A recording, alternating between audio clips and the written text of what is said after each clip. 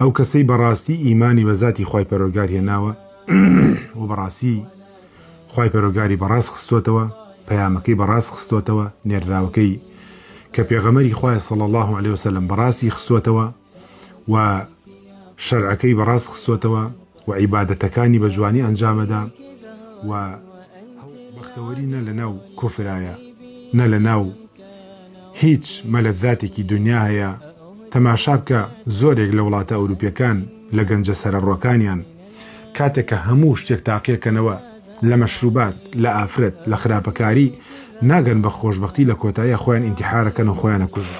لەبەرەوە هەر کەسێک ئەوێت بەختەوەر بێت با زیاتر ئیمانەکەی فعال بێت، ئیمانێک پڕ لە تەوحید، پڕ لە خواناسی، پڕ لە عیبادەت، پڕ لە چێژ، پڕ لە عیبادەت و نوێژی سونەت و نوێژی فەرز و گەڕان بە دوای زانستە. بسم الله الرحمن الرحيم الحمد لله وحده والصلاة والسلام على من لا نبي بعده.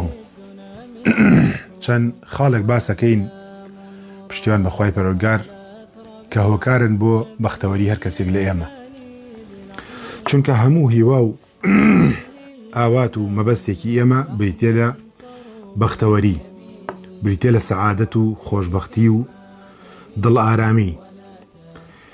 یەکەمین هۆکارێک بۆ بەختەوەری ئینسان بریتێ لە ئیمان و باوەڕ.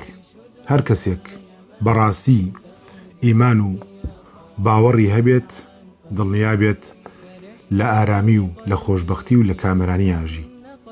ئەو کەسەی بەڕاستی ئیمانی بە ذاتی خوای پەروەردگار هێناوە و بەڕاستی خوای پەروەردگاری بەڕاست خستۆتەوە، پەیامەکەی بەڕاست خستۆتەوە، نێرراوەکەی کە پێغەمبەری خوای صلی الله علیه وسلم بەڕاستی خستۆتەوە و شەرعەکەی بەڕاست خستۆتەوە و عیبادەتەکانی بە جوانی ئەنجامەدا و هەوڵ بۆ دینەکەی ئەدات، بەڕاستی و کەسە بەختەوەرە.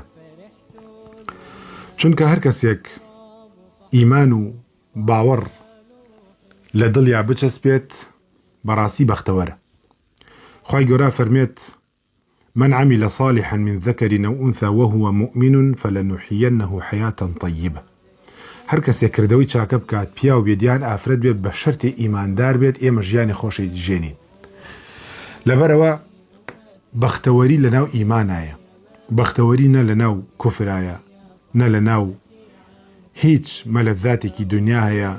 تەماشا بکە زۆرێک لە وڵاتە ئەوروپیەکان لە گەنجە سەرەڕۆکانیان کاتێک کە هەموو شتێک تاقیەکەنەوە لە مەشروبات، لە ئافرەت، لە خراپەکاری، ناگەن بە خۆشبەختی لە کۆتاییە خۆیان ئینتیحارەکەن و خۆیانە کوژن.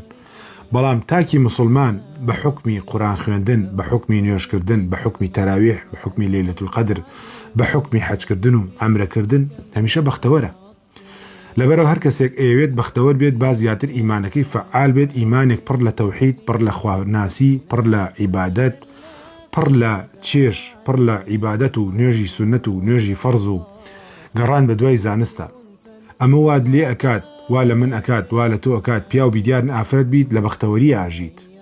ئەگەر ماڵشت کەم بێت، ئەگەر عەشرەتشت کەم بێت، ئەگەر وەکۆڵێ هێز و توانایشت کەم بێ، خوای پەروەردگار قووەتێکی معنەوی وات پێ ئەبەخشێت، دڵنیا بە زۆر زۆر بەختەوەر و ئارامە بیت. بۆیە هەمیشە ئەگەر ئەمانەوێت لە بەختەوەریە ببینینەوە، با ڕەبتی تایبەتیمان لەگەڵ خوای پەروەردگارە هەبێت لە نوێژەکانمانە، چونکە مانای سەڵات واتە سیلە و پەیوەندیەکمان لەگەڵ خوای پەروەردگارە. و ئینسان ئەگەر تەوحیدی بەڕاستی هەبوو، بەڕاستی خوای پەروەردگاری ناسی، شیرکی نەبوو، هاوبەشی بۆ خوا بڕیار نەدا، تعلقی نەکرد بەم قەبر و بەم فڵان و بەو فڵانەوە، بەڕاستی عەبدی خوای پەروەردگار بوو، دڵنیا بێت بەختەوەرە.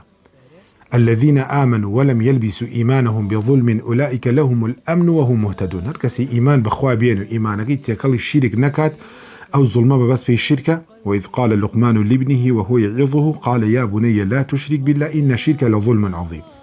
أو كسان لدنيا خوا هدايتيان أدا ولا قيامتش الأمانا.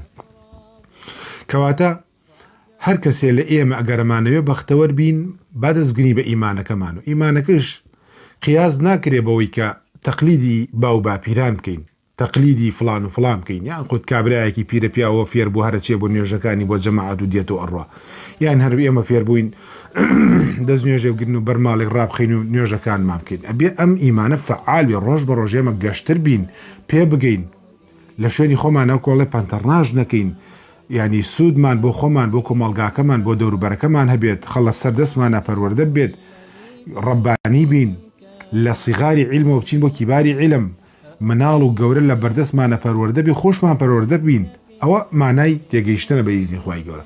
خوای گەورە هیدایەتمان بدات والحەمدولله.